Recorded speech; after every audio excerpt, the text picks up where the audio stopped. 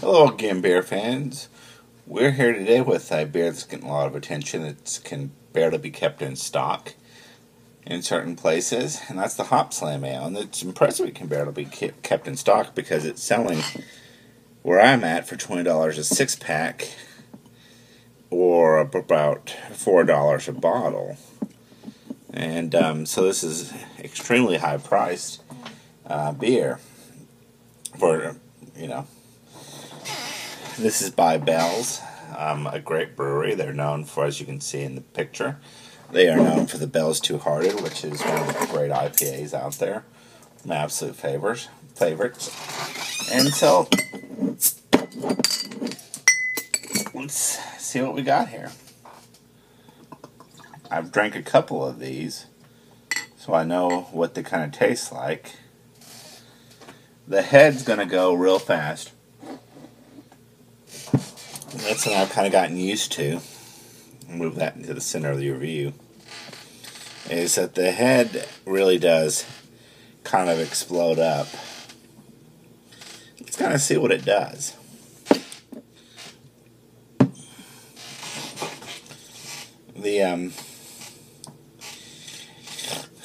Now this beer is being marketed a little bit deceptively in a way.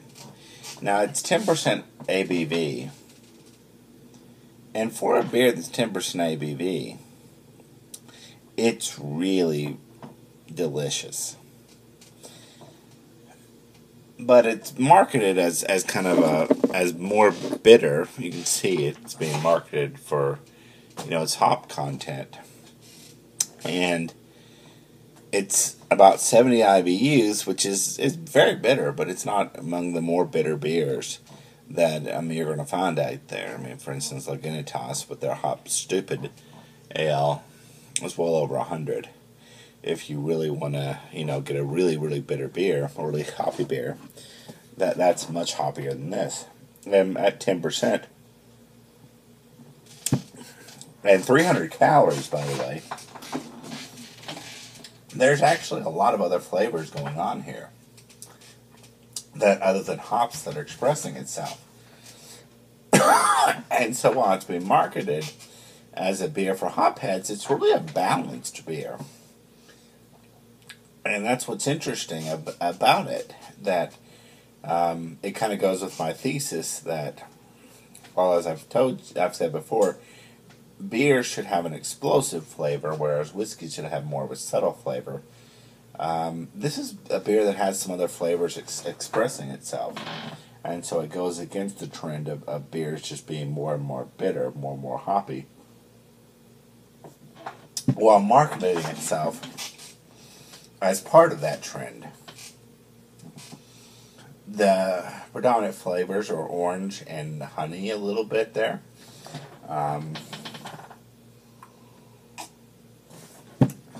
Where the hops are certainly dominant. They're balanced very well by some of the malt flavors.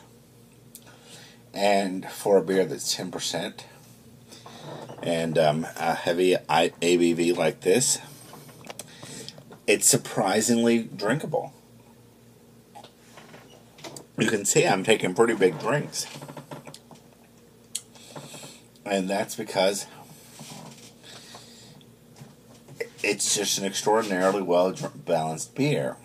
Again, I have to praise Bell's, and that I think that they seem to put more thought into the flavor they get from their hops as opposed to just the bitterness. And there's some other breweries. This is just an excellent beer. Now, I bought a 6-pack of this, and it cost me $25. Is it that good? I don't think so. I don't think it's substantially better than the Bell's Two Hearted, which is, again, a go-to IPA, or the Stone IPA, which is a great IPA. And honestly, if I can get the same flavor at a lower ABV, personally, I prefer that. If you think differently, that's obviously okay. But personally, I'd rather have a lower ABV if I can get the same flavor.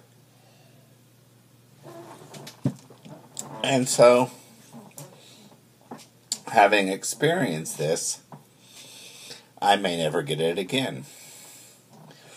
But it's a true achievement, and if you see it on tap someplace, you should certainly try it. You will not be disappointed, and if you see it and you haven't tried it, you should try it. This is one.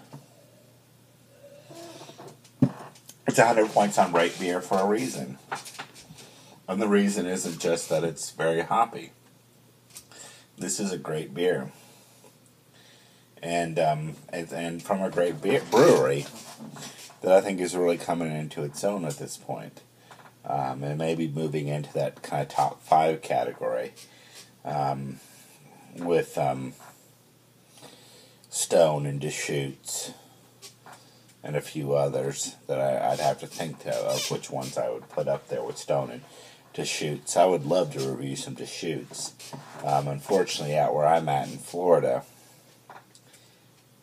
they don't sell Deschutes out here, but I think Deschutes is a wonderful brewery where practically everything is good. But this is up there with those where I think Bell's is up there with them in that everything they make is really good. You know, they don't make any crap or any beers to disappoint you, and that's why I kind of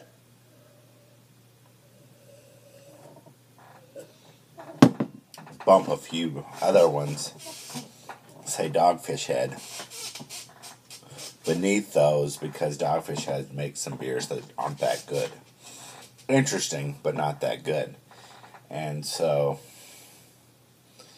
I put them beneath probably even Southern Tier, for instance, which is another one that I think go to. Every beer I've gotten from them has been delicious.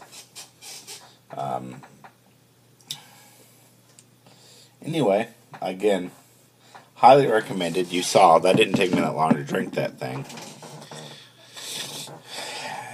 So this is for what it is, a shockingly drinkable, shockingly enjoyable, not just as a, oh my god, it's so hoppy beer, but as a, that's a good taste beer. A great achievement for Bell's.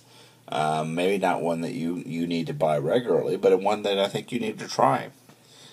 Strongly recommended. Anyway, that's all I got. See ya.